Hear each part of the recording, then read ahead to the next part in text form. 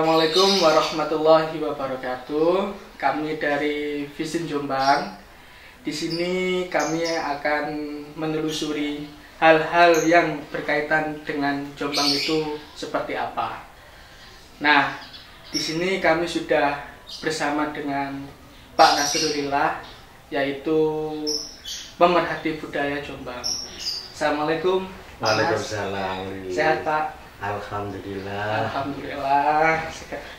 Di sini ini Pak, saya kan orang Jombang. Iya. Saya ini belum tahu Pak mengenai hal-hal yang terjadi Jombang itu apa aja, baik sejarahnya bagaimana, kultur orang Jombang itu seperti apa, kok bisa disegani di mana saja, itu seperti apa Pak itu Pak? Gini ya, Jombang. Berbicara pada Jombang itu memang menarik, selalu menarik, karena tidak akan habis-habis kita bicarakan. Nah, apalagi kita orang Jombangan, jadi orang yang lahir di Jombang, dibesarkan di Jombang, sebenarnya harus mengenali seperti saudara tadi. Nah, Jombang itu sebenarnya adalah sebuah telaga yang tua, dan manusianya tua dan tawar. Artinya manusia tua itu adalah ya bisa dituakan, tapi di manusia Jombang itu juga bisa tawar. Ya, tawar artinya apa? Kalau berkomunikasi dengan orang Jombang yang betul-betul berkualitas gitu ya, itu orang lain akan menjadi tawar. Semua yang dimiliki itu akan menjadi agak mentah. Umpama air gitu, manis pun menjadi tawar. Ya, manis pun menjadi tawar. Ya, kita beri contoh aja.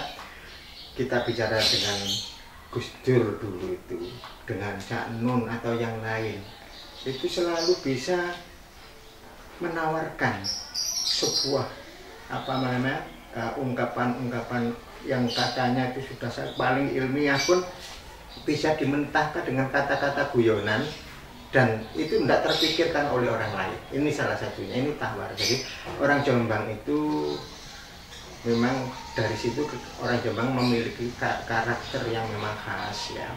Karakter orang Jombang itu adalah brabrek. Brabrek itu artinya dia bicara apa adanya. Antara ada yang di hati, di mulutnya, dan yang dijalani itu adalah satu, jujur artinya ya, jobo jero podo, luar dalamnya sama ya, itu mestinya orang Jombang seperti itu ya. Kemudian yang kedua, orang Jombang itu brabruk, keemanan, nyumbangnya gak diwit-diwit ini sama tuh. Ono nek perlu ku duwe daman-daman, ono sing membutuhkan lebih ini kayak no, bahkan duit tak apa-apa. Itu orang Jombang biasanya. Yang penting selamat dulu. Iya, yang penting. Nah seperti itu. Itu orang Jombang. Itu kemudian yang berikutnya adalah orang-orang Jombang itu orang yang rawi-rawi lantas, malang-malang butuh. Ya, dia dengan semangat besar mau mengerjakan bersama-sama tentang apa saja. Keemanan tenaganya dan sebagainya. Itu orang Jombang ya. Nah, dari situ akhirnya orang-orang Jombang ini kadang kalau Gusmus mengatakan ono opo Jombang ku, banyune kaya opo, seperti apa? Orang Jombang itu kok telitin banyune, telitilah airnya. Apa yang diminum orang Jombang kok menjadi orang yang begitu besar gitu. Itu kita juga tidak boleh bangga kebesar kepala tentang hal itu, tetapi itu harus kita jadikan semangat untuk tetap menjaga karakter orang Jombang ini jangan sampai memalukan di tingkat lain, apalagi di tingkat nasional, apalagi di tingkat internasional. Orang Jombang harus tatak, orang Jombang harus percaya diri ya, dan itulah yang menjadi ciri khas orang Jombang. Dan orang Jombang tidak menyengat. Ada artis ke Jombang itu ya, kalau ada yang rebutan ingin foto bareng, jadi sebenarnya bukan ciri orang Jombang. Orang Jombang malah foto ya, Orang Jombang sih ya, biasa-biasa saja podo sesama manusia ya. Gambaran Jombang itu seperti tanah Jombang ini juga tua, sangat tua. Karena adanya bentangan Indonesia yang seperti ini dulu itu berawal dari apa? Kabuh. Ada yang disebut lipatan kabuh. Bertemunya 3 lempeng benua itu namanya lipatan kabuh. Yang letaknya ya kabuh itu, ya kabuh ada di pegunungan Kendeng. Kalau dulu nama saya Nusa Kendeng karena dulu pulau-pulau kecil ya, belum ada Pulau Jawa, belum ada Sumatera, belum ada Kalimantan. Itu sudah ada. Nah, ketika lipatan kabuh terangkat, jadilah bentangan mulai Malaka, Sumatera, Kalimantan, Jawa dan seterusnya itu menjadi satu. Tidak dipisahkan oleh apa-apa, oleh laut belum. Baru ketika meletus Gunung Krakatau dengan kekuatan yang sangat besar dan abunya dihembuskan oleh angin tenggara sampai ke dataran Asia, sehingga es-es yang menutupi benua Asia itu mencair dan mengalir ke selatan, memisahkan Kalimantan dengan Sumatera, Kalimantan Sumatera dengan Jawa dan seterusnya itu. Ini. Nah, dari situlah sehingga lahir bentuk pulau-pulau Indonesia sekarang ini. Saya kira itu dulu yang pertama. Terus untuk orang Jombang kan berbicara kan seperti ini, Pak. Nek wong Jombang itu ijone tenanan, abange yo bakal tenanan. Itu bagaimana Pak itu, Pak? Ya, orang di dunia ini kan semua ada yang baik, ada yang kurang baik. Tapi kalau di Jombang dinamakan hijau abang itu bukan terukur dengan baik tidak baiknya ya. Bukan. Hijau abang itu karena memang pandangan hidup yang berbeda. Jadi kalau hijaunya di Jombang itu adalah orang-orang yang agamis memang. Jadi hidupnya itu ya bergantung 100% kepada Allah Subhanahu wa Ta'ala atau Tuhan yang diyakini. Ya, percaya betul sehingga di agamis, aturan agama dilakukan dengan benar dan baik dan sebagainya, sehingga hidupnya itu selalu apa? Tertuju kepada akhirat, hari kemudian dan sebagainya. Makanya di dunia ini dia berlomba-lomba untuk kebaikan. Mestinya seperti itu orang Jombang ibunya ya. Nah, sedangkan abang itu adalah yang mungkin berbeda, dia juga beragama Islam, dia juga beragama macam-macam, tapi dia lebih apa? Lebih bertumpu kepada tradisi-tradisi lokal yang sudah menaun ya, sudah berlama-lama ada di sini, sehingga mereka itu apa namanya kekayaan budaya daerahnya itu dijadikan pedoman-pedoman ya, tidak mengalahkan agama juga tidak, sehingga hidupnya adalah seperti patriot, semangatnya tinggi, semangat jiwanya tinggi untuk mencapai sesuatu yang bagus di dunia ini ya, tanpa hanya berpedoman pada agama, tapi adalah pada kekayaan budaya.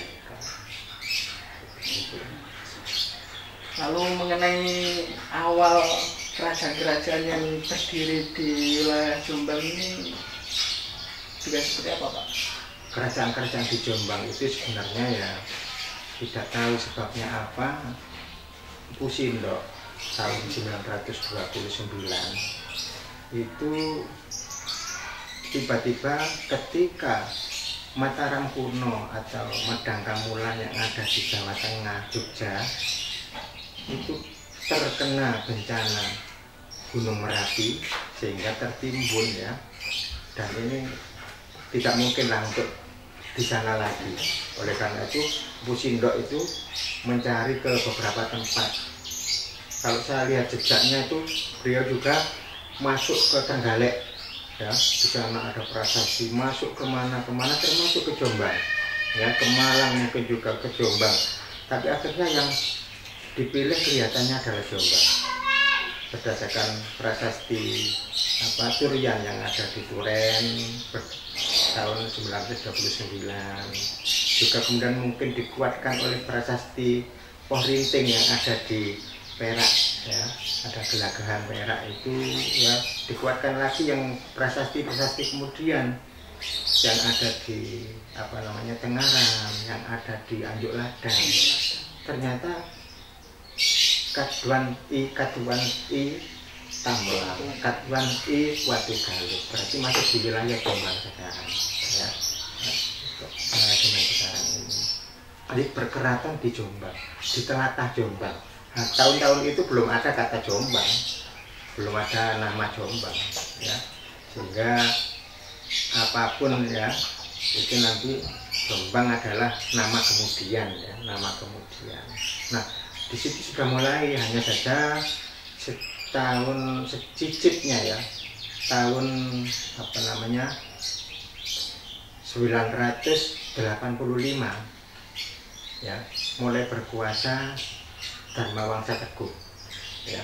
Dharmawangsa Teguh itu ya keturunan Kusindo, ya, keturunan Kusindo, yang kemudian dia pada akhir ini memindahkan keratonnya itu dari Watugaluh, ada yang mengatakan ke Watan yang ada di Magetan, ya, di Watan. Tapi ada yang mengatakan di Watan Mas yang ada di Gunung Penanggungan itu, ya, kalau sekarang bawah di lereng Gunung Penanggungan itu. Tapi lepas dari itu, sebenarnya ketika Kusindo dulu meletakkan di Jombang itu dengan pemikiran yang jelas, ya, pemikiran yang jelas, menjauhi musuh-musuh Mataram. Kita ketahui musuh Mataram waktu itu adalah Sriwijaya, dan antek-anteknya banyak di Jawa ini, termasuk kerajaan-kerajaan Wurawari, kan gitu, ya. Menghindari itu, tapi dengan tidak sadar, maka beliau Dharmawangsa Teguh memindahkan ke Magetan itu berarti mendekati musuh, dan tidak terlindung seperti ini, terlindung berantas, ya, karena dulu diserang pada zaman tahun 937 itu diserang, ya, diserang oleh pasukan anteknya dari Sriwijaya, bahkan dari Sriwijaya asli juga, itu dapat dihalau, dikalahkan dengan telak, dan tidak berani lagi menyerang ke sini, tidak berani lagi.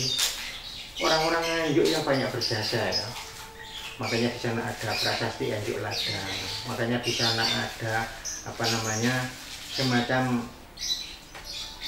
tugu, ya, ya, semacam peringatan, tugu peringatannya itu, ya, yang kita kenal Jaya Stamba, sebuah lempengan ini yang ditampilkan dia. Itu sebuah bukti berjuang kerasnya teman-teman sana membela Raja Kusindo yang ada di Watugaluh, ya. Nah, dari sini artinya begitu dipindah ke sana kena serang dan mati, padahal dia waktu itu pas mantu punya gawe manten mengawinkan anaknya dengan Erlangga. Pada malam itu langsung diserang, hancur Kusindo, Dharmawangsa Teguh meninggal, ya. Begitu juga keluarganya, yang bisa lari hanya mantan laki-laki.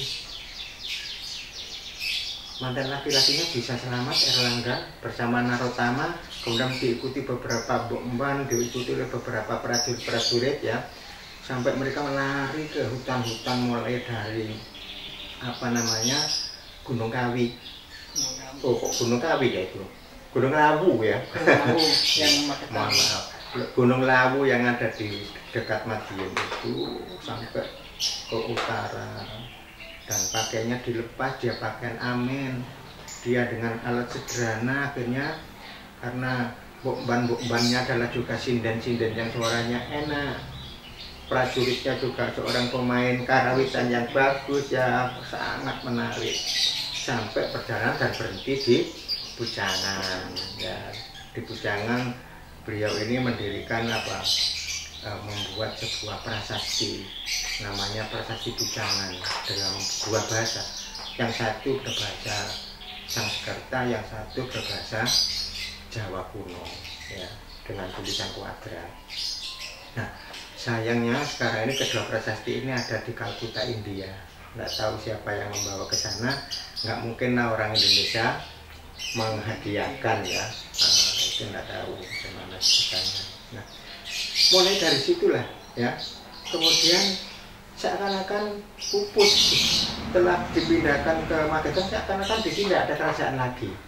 Tapi Erlangga ternyata berjuangnya di Jombang bagian utara, mulai dari Pucangan, Sendang Made sampai lahirnya ada Kungkum Sinder. Itu juga nanti sekali waktu perlu kita ceritakan ya. Itu menarik sekali ya. Di Desa Made itu kita ketahui ada sebagai tempat perjuangan di Katemas ya, di desa-desa sebelah-sebelahnya itu landasan perjuangan Erlangga sampai akhirnya bisa mengalahkan musuh-musuhnya dan mendirikan keraton baru, tapi keratonnya di Watanmas di dekat Gunung Penanggungan itu. Tapi tidak terlalu lama dapat dikalahkan oleh Ratu Tulung Agung yang katanya ratu raksasa, ini orangnya tinggi besar gitu ya.